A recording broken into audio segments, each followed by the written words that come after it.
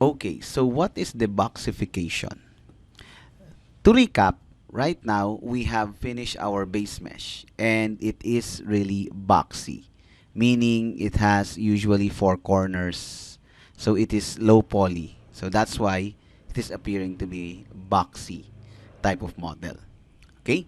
So now we will debox it, or we will do the deboxification process. But how do we do that? For example, if this is going to be the object, we will convert it into something like this, a more organically formed polygon. Okay? So, how do we do that? We will be using two tools. We will be using the multi-cut and the, let me just select a component, and the shift right click option circularize component. Okay, so those are the things that are going to be involved here. So let's start. I'll just hide this first, Control H, and then I'll select this and start with our work. I will turn on the multi-cut tool. The multi-cut tool is actually a 3-in-1 tool. It is a target weld, cut and connect tool. That's what it does. So if I will hover over, as you can see, it is already cutting an edge and connecting it or welding it to a vertex. So that's what the multi-cut tool does. But if I will press Control, as you can see, it creates a loop.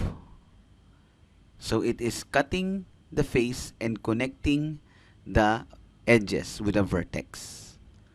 And if I will hold Shift as I hover, again, I started with Control, and I hold Shift as I hover. As you can see here, it is now snapping. So I can perfectly create a cut in the middle at 50% amount. And then I will just click, and the cut has been done. As you can see, I remove, or I hovered at the empty space so that I avoid creating continuous cuts. So I just hover here away from the object. So I avoid creating continuous cuts.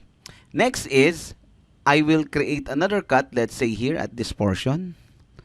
So another 50% at the middle. I'm still holding Shift and Control there. And then let's say I will create here at the side another middle cut. Let's say there. And that's it. Let's say that's all I need for now. Now, what I will do next is I'll turn off the multi-cut tool, and then I will just switch back to the face selection so that I can now use the second option, or the second tool. I will select this, faces here, and then I will hold Shift and right click. This time I will choose circularize components. As I release the mouse, or release the right click, there. So what the circularize does is, as long as you have selected a face or vertex that is above 4, if you selected more than 4 vertices, it will create a circularize arrangement for them. So usually you can do circularize with 5, 6, and above number of vertices. Okay? But if you will only select 4 vertices, it will not work. There. Now, I can switch to the Move tool or Scale tool so that I can rescale this to a certain size, for example. And then, I can switch back to the Edge selection. I can double-click this loop, Shift right-click again, choose Circularize Components once more, and it also circularizes the edge loop selection. Switching to the Q or selection tool, because I would like to select these faces here. Shift right click, circularize component. And then I'll switch to the scale tool, pressing R, and then I can resize. I can press W for move tool, and then once more I can switch to the edge selection, and I can switch to my multi-cut, shift, control. I can do the following. Let's say I'll cut once more near the middle, and then let's say here in this portion, and here at this.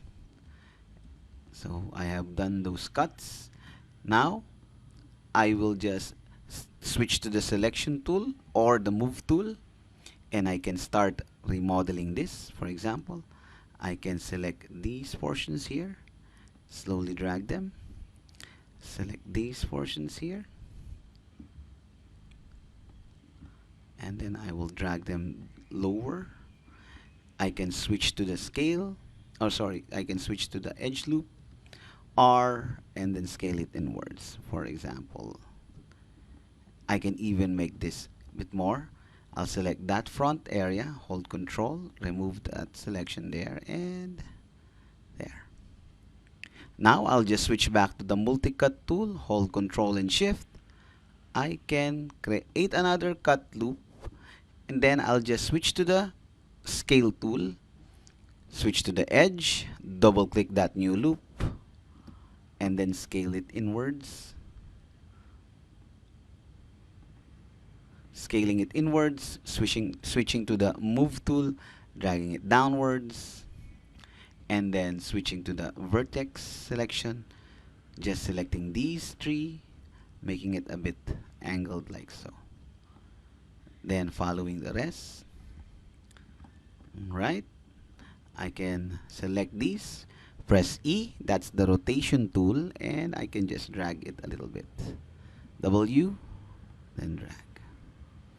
I can do that again here. I can switch to the edge, E for rotate, there. I can press W, carefully move, and that is it. For example, R, I can widen it a bit, there. W for move tool, going back to the object selection level. Let me bring out the other one, Shift H, for example. If I will now press number 3 for the smooth view, and there. So now, it has become more organic. Ideally, this means that deboxification simply means you are going to add more edges and vertices to soften or smoothen your object, to make it possible for them to be modeled in a more organic form.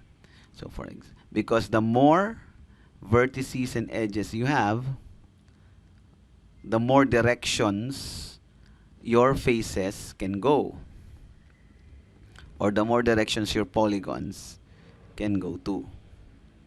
Alright? So that is how the deboxification process is. So I'll see you on the next lesson.